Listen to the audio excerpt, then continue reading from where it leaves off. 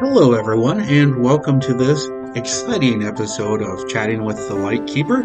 Well, I don't know whether it's going to be exciting or not, but I hope it'll at least be entertaining and hopefully have a little bit of, you know, decent educational content, which kind of sounds boring. So I hope it does not come across that way.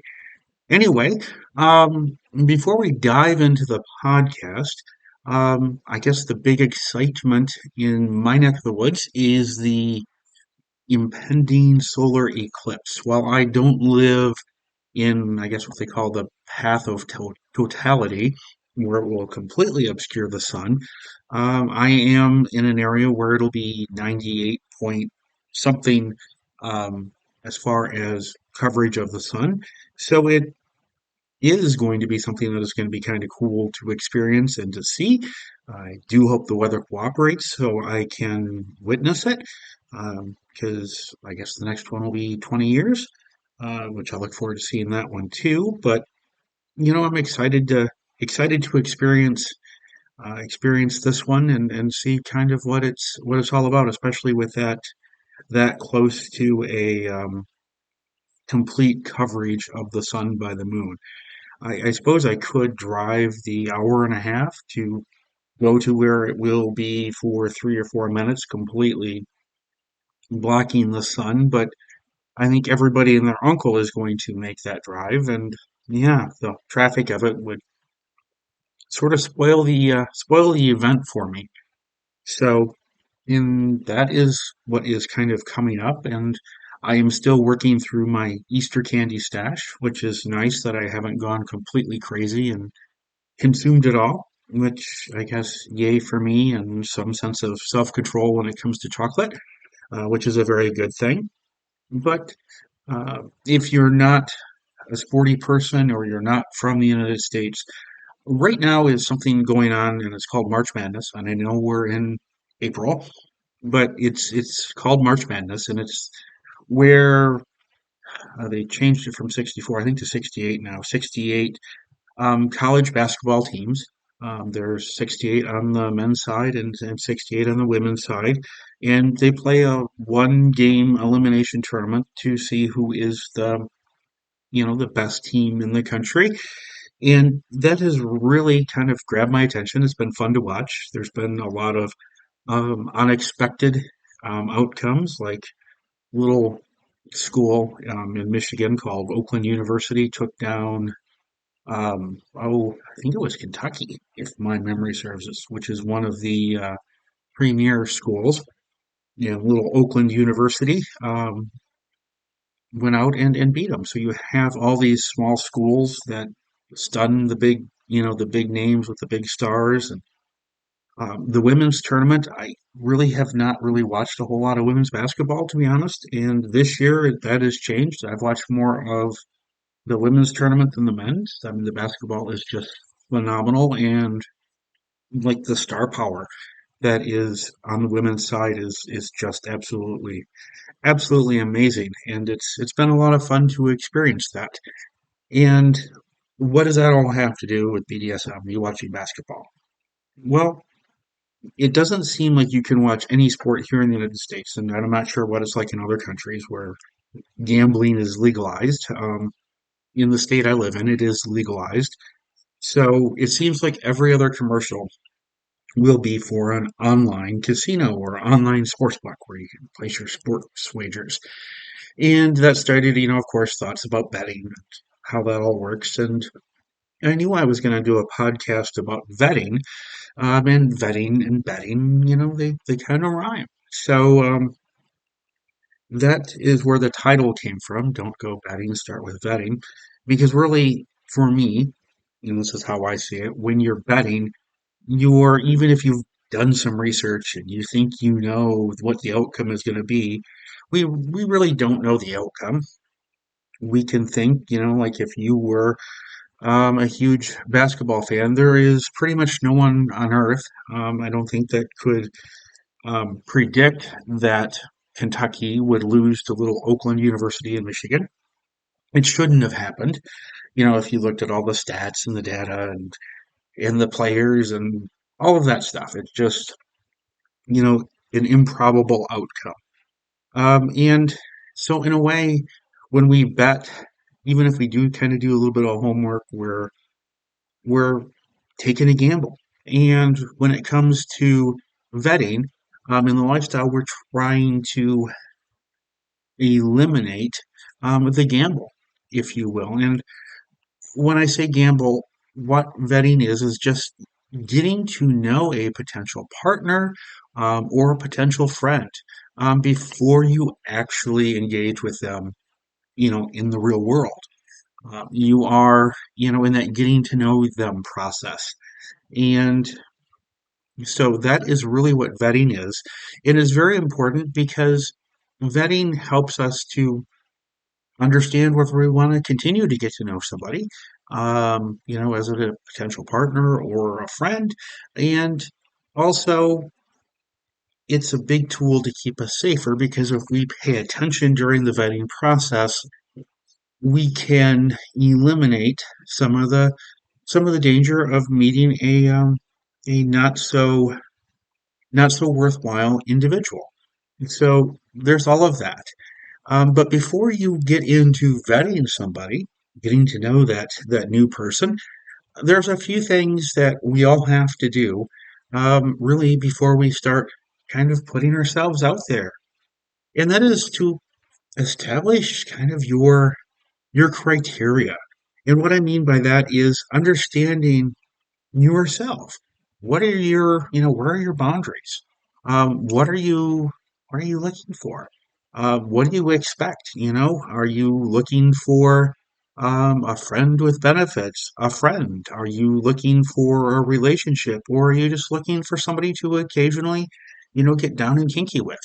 It's all about establishing what you want and being able to define that so you can communicate that.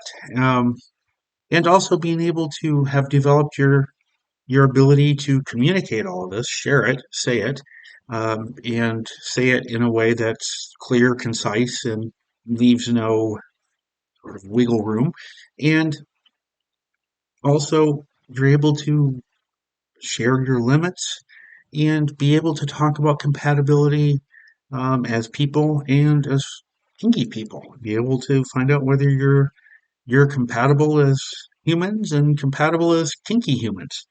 So to do that, it does take a little bit of um, of research, and I'm going to call it research.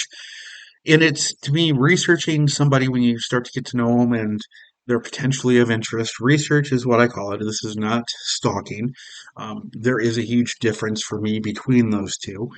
Research is what you're doing to just verify that the other person is who they say they are. You use your good friend Google and search for them. Look up their if you once you get to that point where you earn the ability or the trust to earn somebody's real name, you go ahead and look them up in Google, or you check their social medias.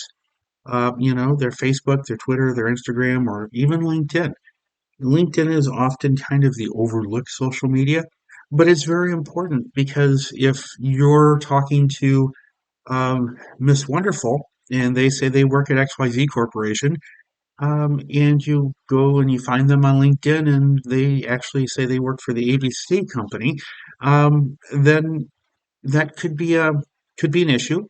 And also, if you find them on Facebook, and maybe you finally have two Facebooks. Here's my Facebook with the partner and the kids, and here's my Facebook over here where I claim to be single and searching. It happens. And so we're not stalking, we're just researching to make sure that the person we're getting to know is who they say they are.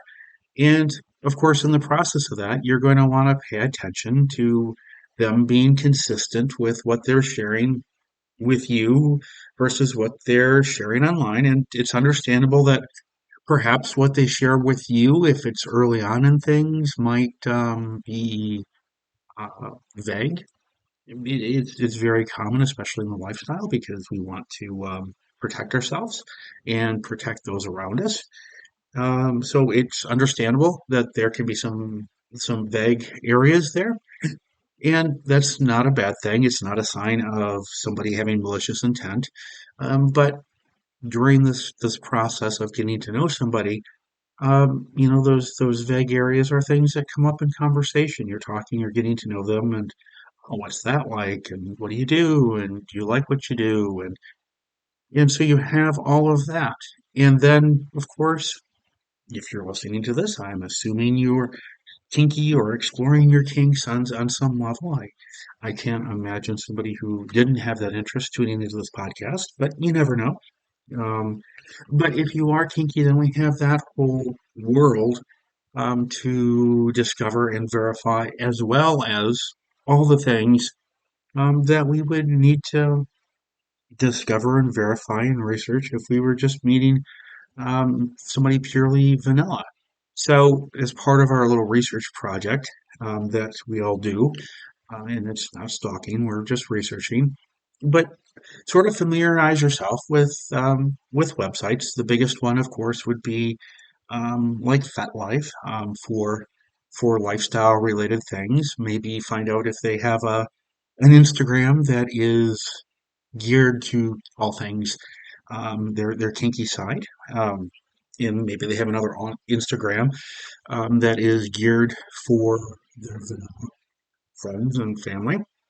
I know I have my two Instagrams. I have my vanilla Instagram, and then I have the Chatting with the Lightkeeper Instagram. And what you see on one and what you see on the other, one is, for the most part, um, things that, if my grandmother was here, I could show her that Instagram. And the Chatting with the Lightkeeper Instagram would be something, yeah, I wouldn't share with my grandmother. Um, but it's very common to have this. And as you're getting to know the person that you're interested in or people, talk about that and take a time to peruse what they're saying in their post, whether it's vanilla or whether it's their king side, because it can you can gain insights because so often people that are less than honest in the BDSM world will typically tell somebody that they want to manipulate, play with. You can fill in the adjective of your choice there. What they think they want to hear, where when you go back and you look through some of their perhaps kinktastic posting on FetLife or their kinky social media, it'll say something completely different. Or they will say that they're really into you and no, they're not pursuing anybody else. And then you suddenly look them up on FetLife and whoop, there they are. And look, they just posted in a seeking group and they're seeking somebody. Well, they just told you they're not interested in pursuing something with anybody else. But yet, 2 hours ago, they just posted that they're seeking. So it's all little things like that that when we do our homework, it can reveal a lot about the person, and that's why vetting is so important. That we do our due diligence, we do our research to keep ourselves physically safer, obviously, but also mentally. I mean, the wrong person can enter our lives and sort of leave a mental hurricane catastrophe site in its wake. Sort of like a tornado has gone through your heart and your mind. So we need to do our homework when we vet somebody and get to know them. It's a process that can move quickly or slowly, whatever you're comfortable with. But it is a process that I do uh, encourage everyone to go through, rather than just saying, "Oh, hey, you know, you're local. You and I we seem to." Like each other's pictures, and we have some similar interest in the world of BDSM or kink. So let's go have a coffee. Even if that's the case, do some vetting before you have that coffee. So what to look for? Some red flags when you are doing your vetting. Of course, inconsistencies or discrepancies. Um, like I was saying before, if they tell you that they are looking for a submissive because you have submissive in your profile perhaps, and then you find them on FetLife and there they are listed as a master and they're looking for a slave. Well, that's a huge discrepancy. So it's something to just keep in mind and to look for these discrepancies or inconsistencies, and perhaps bring it to their attention, or perhaps not, and say, okay, we're just gonna you know say peace out. Another thing to look for is, and I'm a firm believer in this, if you don't have anything to hide, you can just be open and transparent. It's one thing to uh, be perhaps vague to protect yourself. Well, where do you work? Well, I work in technology. Okay, that sort of answer says sort of what I do, but I'm not ready to share with you because we haven't built a trust to say, here's my employer yet. But you can be transparent without being evasive. And people who have something to hide will tend to be evasive, or they will want to distract you. They won't want to talk about boundaries or consent or even past experiences. When it comes to past experiences, many times you hear the story or the old words of wisdom, fake it until you make it. And this applies across the board to dominants and submissives who are newer, often will be hesitant to express that they're new. So rather than discuss past experiences, they will try and distract or not want to talk about them because they're not there. They don't have them to talk about. So that can be, that can be a red flag, whether they're willing to talk about topics like boundaries and consent, uh, and their experiences navigating them. And if you're new and you're talking to somebody that's of interest, it's one of those times where, yeah, you got to be a little honest and say, hey, I'm newer, so I don't have a lot of experience with it. Mind you, you're going to want to be educated about it because these are very important things to have educated yourself about before diving into the meeting people pool. So there's that. Another thing that is very important to watch for is how they interact with others. Even if it's just online and you're looking at their Facebook, how do they interact with others? Are they using derogatory language when they run across a post they don't like or something they don't agree with, or is there a sign that they're being a cyberbully with somebody? Um, all those sorts of little things that people don't necessarily pay attention to when they do it online, but reflect how they actually are in person. So things like that are um, very important. Also, you want to be aware of and watch out for any language or perhaps imagery they share on their Kingtastic accounts that might suggest that they don't understand safety protocols, or they aren't grasping the concept of consent, which are very important things. But once again, there are things and red flags that pop up. You'll see somebody that'll post that says, a submissive with a safe word is just a dominant on their knees. Whoa, whoa, that's a huge red flag. And unfortunately, that meme circulated for years and it's still out there circulating. Of course, it's been updated since the good old days, but yeah, it's still out there. So you want to look at how they speak and what they share. Another red flag is if they avoid video calls or wanting to talk to you for a prolonged period of time. Oftentimes, this indicates that they're kind of reluctant to build a genuine connection with you. Um, and perhaps, if you want to video chat with somebody, it's different if they're evasive and avoidant with you versus for them saying, I would love to, but I'm not comfortable for that yet. Uh, that's saying, hey, I appreciate the interest, but I'm not ready to sort of unmask myself and lose my anonymity that way.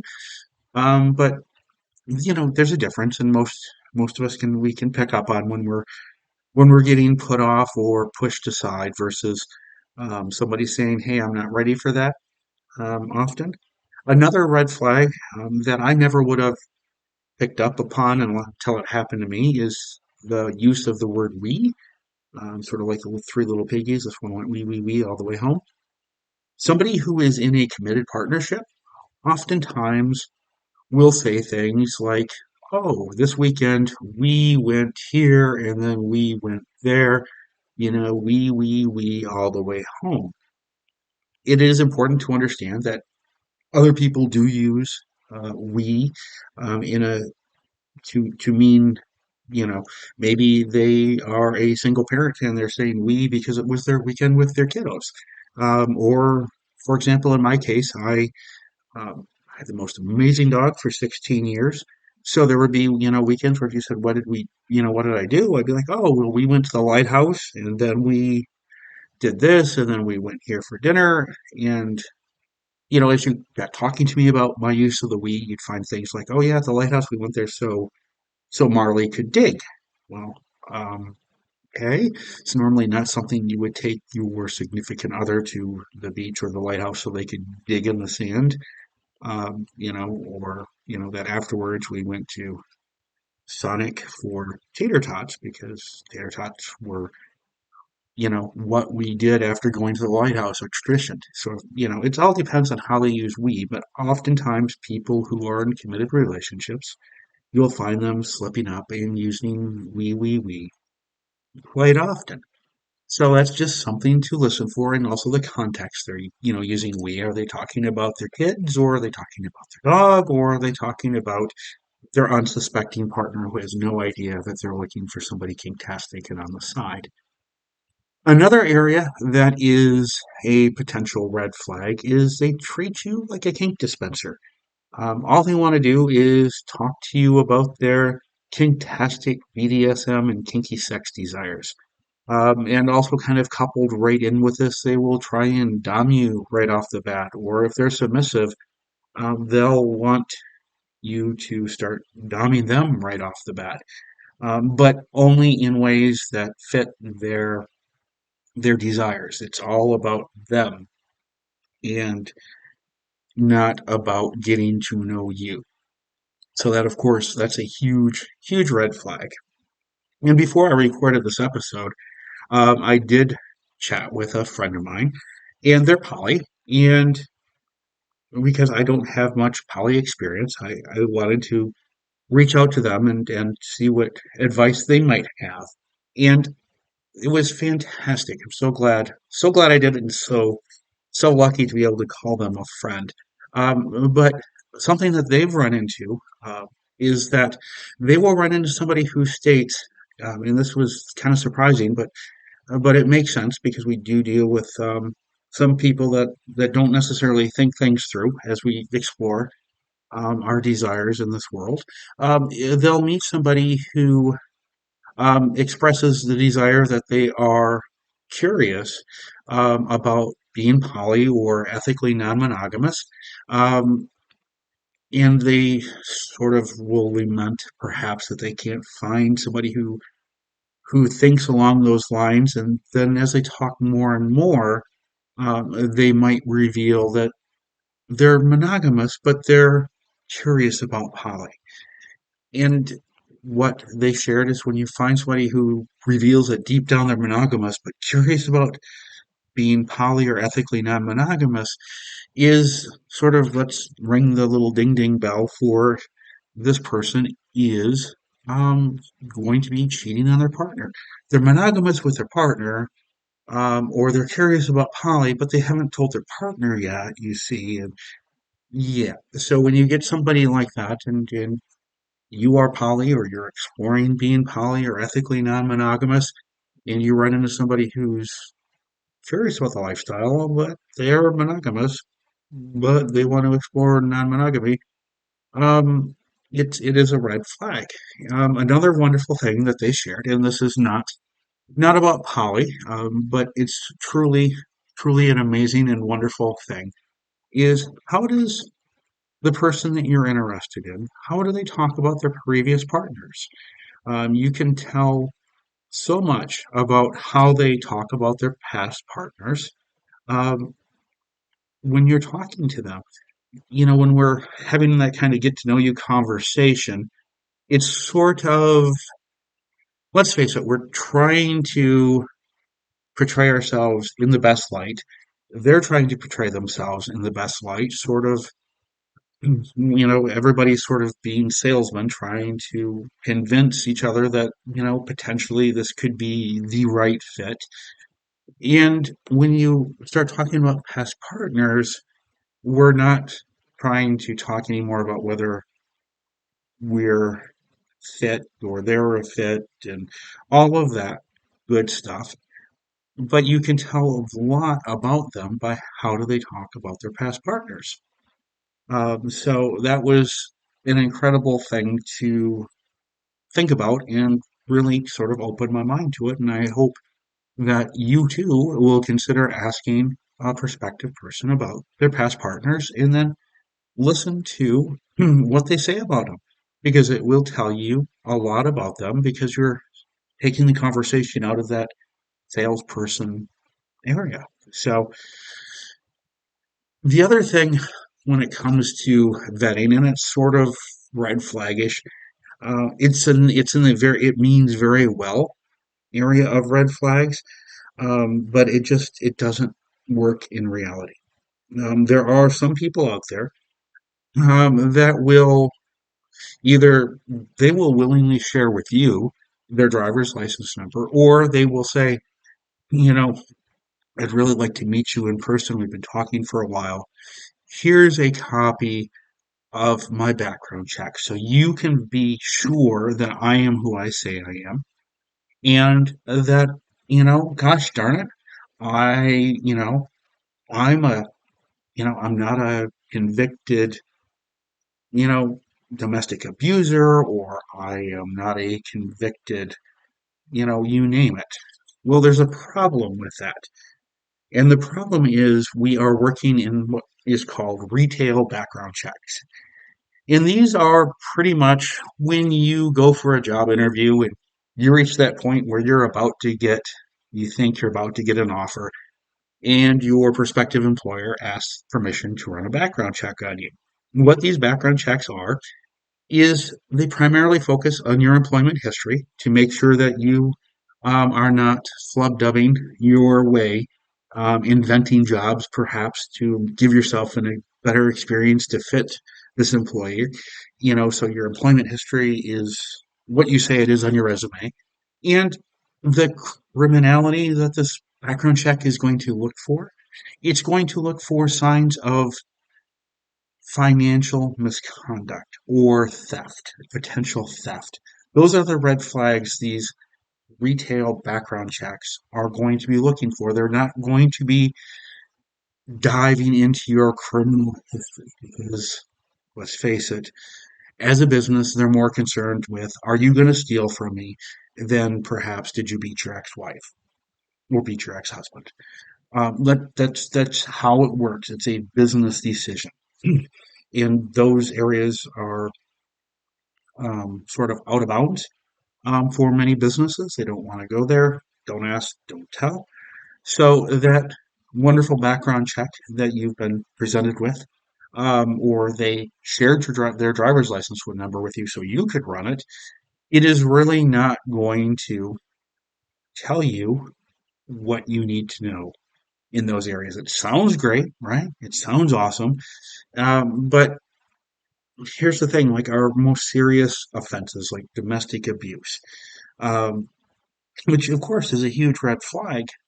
It's also something that very, very few people who are abusers actually are convicted of abuse. Often, what happens is a person who they're abusive with will just leave the relationship and they won't go through with any criminal prosecutions with it, even in places where the police are mandated to file charges. Without the person being abused testimony, it can be very, very hard and rare to actually convict that person of domestic violence. So those types of red flags are more than likely not going to show up on a retail background check, even if there is something in somebody's past where they were convicted of assault. It's not going to show up because once again, the employer doesn't care that they beat their brother up over a dispute over nachos during the Super Bowl party. They're more concerned, is this guy going to potentially steal from me? So it is just they're not reliable in that area.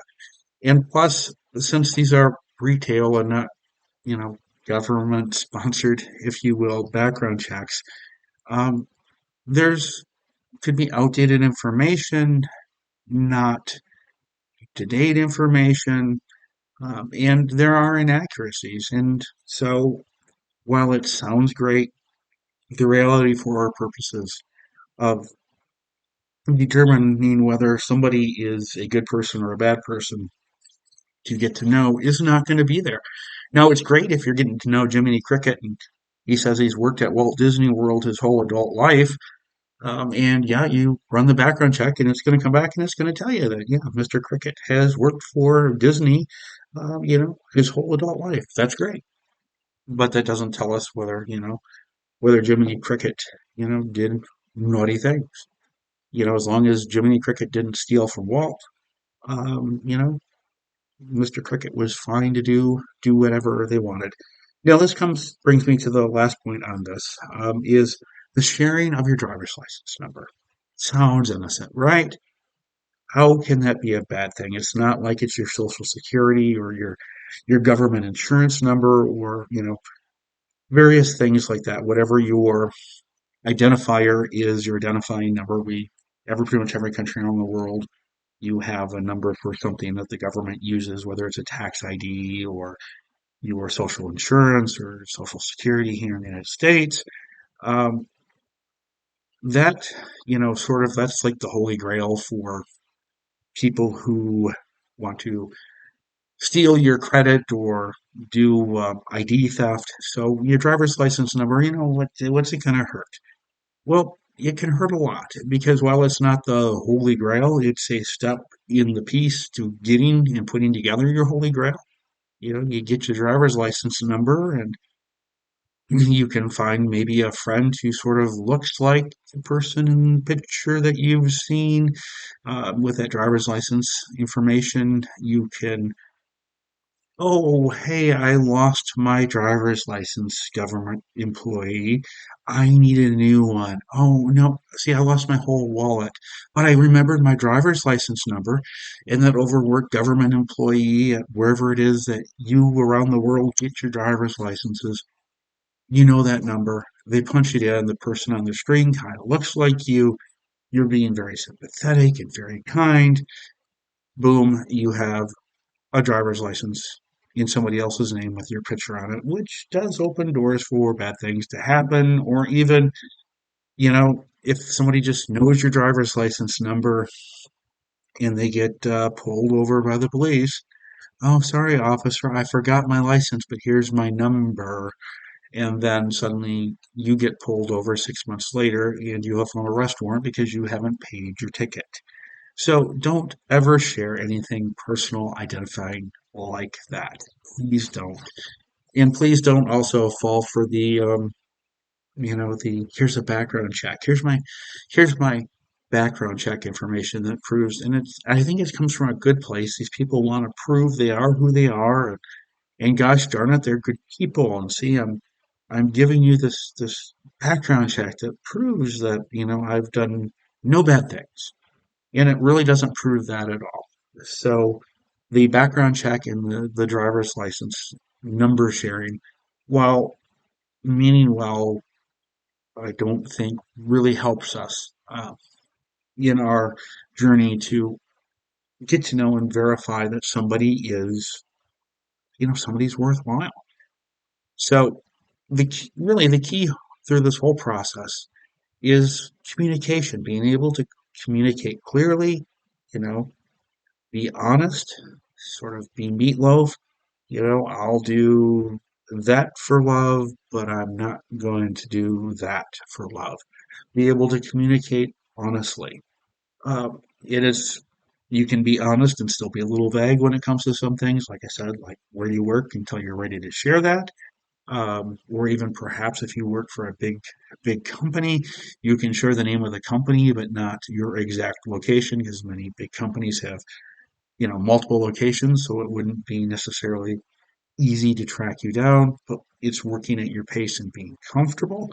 Um, when it comes to, discussing kinky things, we are kinky people. They're going to come up in conversation, but people who are genuinely interested in who you are, they're genuinely interested in you, are going to want to talk about you. And when you talk to them, they're going to want to, answer your questions about who they are.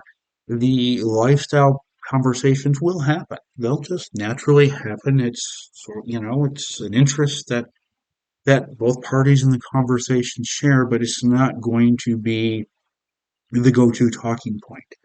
They're going to be much more interested in getting to know you, and you're going to be much more interested in getting to know them as a person.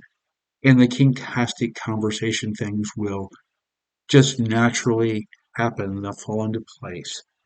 This might sound strange coming from me. I'm a dominant, but typically when I'm getting to know somebody, especially a submissive that I'm interested in, I don't necessarily ask about kinky things. If something comes up in conversation, sure, I'll ask about it or kind of venture down that rabbit hole, but I am not going to point the conversation in a kinky direction, just because I know naturally when the submissive feels comfortable and has questions for me about my dominant side, it's gonna come up and it's gonna flow and it's just gonna be a natural conversation, rather than sort of having a checklist out and, okay, are you into being spanked? Are you into being spanked with paddles? Are you being spanked with a bare hand? Do you prefer over the knee or another? Those, no, just have the conversation and let it flow. And it's okay if you're a submissive to ask questions about a dominant and their interest in the lifestyle. Just because you're submissive doesn't mean you have to sit back and wait for the dominant to lead the conversation there. If you have a question, go ahead and ask it. It's not being submissive doesn't mean that you have to just sit back and wait. You can be assertive and still be submissive. Assertiveness doesn't negate submission. So finally, a few um, a few sort of suggestions um, for perhaps understanding whether a potential partner's communication style or compatibility um, fits. I mean, do they are they active listeners? Do they pay attention to what you're telling them? Do they pay attention to the conversation? Do they ask clarifying questions? Are they empathetic? Are they understanding? Do they appear to be genuine? Those are all signs of, matching of communication style, emotional intelligence. They're those things are very, very important. Um, are they consistent in how they respond to you? Are they timely, or is it just? And I hate to say this, but do they make you feel like when it's convenient for them, then they will engage in a conversation. And we all live busy lives, so it's not like everybody can drop everything because that potential wonderful partner just sent you a text. Oh, sorry, gotta drop everything. I got a text from this amazing, potentially amazing person that I need to answer right now. Wouldn't it be great if life worked like that? It doesn't. But you can sense when somebody is willing to make you a priority rather than an afterthought. And it's very important to look at that when it comes to vetting. How do they handle conflict?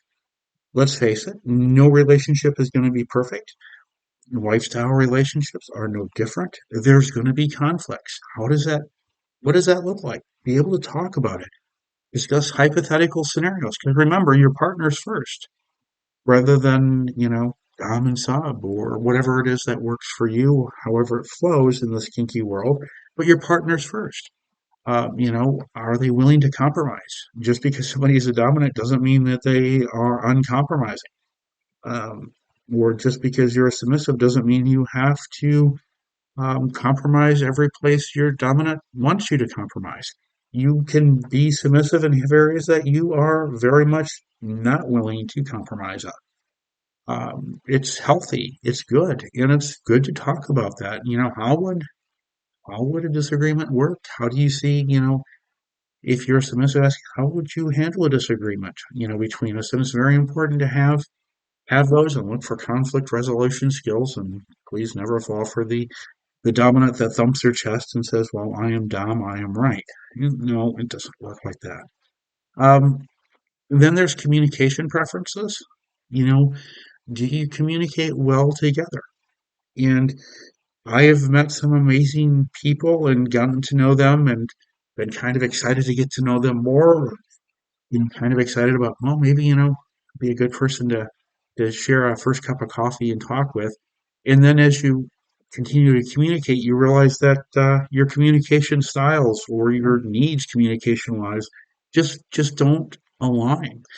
And that means things won't ever be able to work. And I mean, I guess they could work in a horrible, bad situation where you're trying to make the best out of a bad situation, but none of us want to have a partnership that's the best of a bad situation. We all deserve to be happy and to have everything that we want and need. We deserve it. We do. We all do. Seriously. And then also when it comes to the vetting process, while I'm not a Ronald Reagan fan, Ronald Reagan, when he was dealing with the Soviet Union back in the day, he had a saying with how he interacted with their government, and it was trust but verify. If they said they were going to do something, he would say, okay, I trust you to do that. But then, he would verify that they did what they said they were going to do. And with vetting, we need to trust but verify. Uh, you know, one of the simplest little things you can do is to verify that the person you're chatting with, did what they said they were going to do.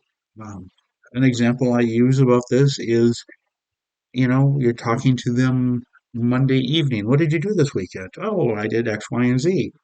Well, make a note to yourself to circle back and Thursday, are you looking forward to the upcoming weekend? Oh, yeah, I've got some great plans. What was it you did last weekend? I can't remember. I remember you told me you did something, but I can't remember what that was. And that way you get to sort of trust but verify. It's a little thing, but they will then have to circle back and you know what they actually said they did last weekend, and they'll have to tell you again, does it match? Little things, but little things like that are often the way that you, when you're vetting, that you sort of catch things or catch bits of dishonesty, which is very important. And of course, since we've had our Build a Bear workshop where we built our bear of our own little lifestyle community, when we do need feedback, we've built our bear community and we can go there and talk to our trusted friends or our mentors or people that we're familiar with in the bigger BDSM community and say, hey, this is what I'm seeing. Here's why. What do you think? And it's good to have those sounding boards to get other people's advice because sometimes it helps us get out of our heads and get out of our way. And perhaps they verify what we're thinking, or perhaps they challenge us to see it in a new way, in a different way, which is very, very important. And finally, I can't stress this enough. Trust your instincts. If your gut tells you that something is wrong or something is just not right, and you're in that process of getting to know somebody, absolutely listen to it. It doesn't matter if you tell yourself, well, you've been wrong every time before you felt this way. Trust your gut, trust your instincts. If something feels off, it is off. And there is nothing wrong with saying, you know, you seem like an amazing person, but this just, it isn't clicking for me. And I wish you all the best and stepping away. There's nothing wrong with it. So if it feels off, it doesn't feel right, doesn't feel, it doesn't feel how it should feel to you, trust yourself and go ahead and step away from it.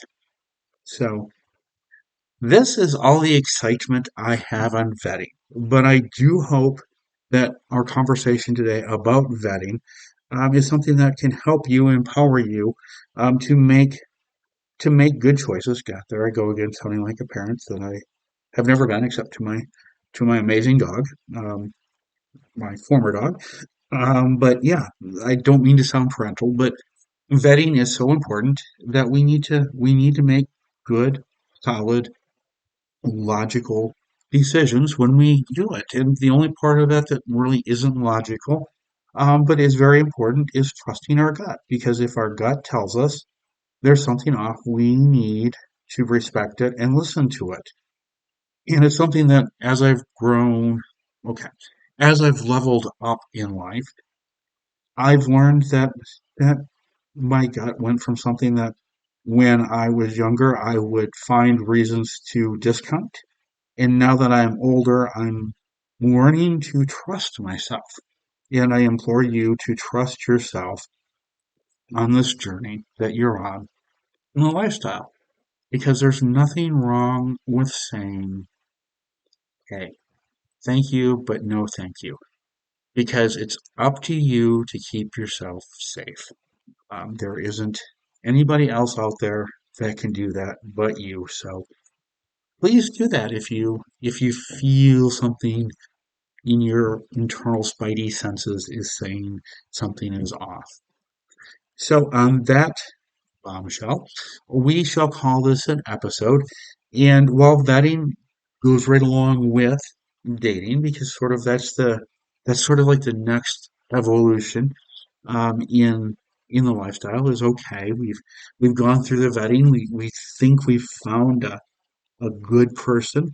Now we're gonna start dating, and how does dating in DS and dating in BDSM, or just dating and being an awesome kinktastic person, how does that all work, and how does it play out, and all that good stuff. So that's gonna be our fun for next week. We're gonna talk about dating in the lifestyle.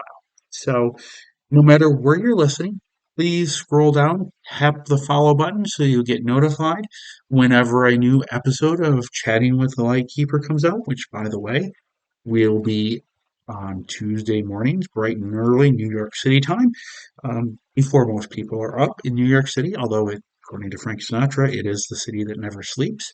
However, there will be some people, most people, sleeping every Tuesday morning when the latest episode of this lovely podcast drops. So thank you very much again for listening. I appreciate your time, your investment of time that you spent with me tonight, or afternoon or morning, wherever you are.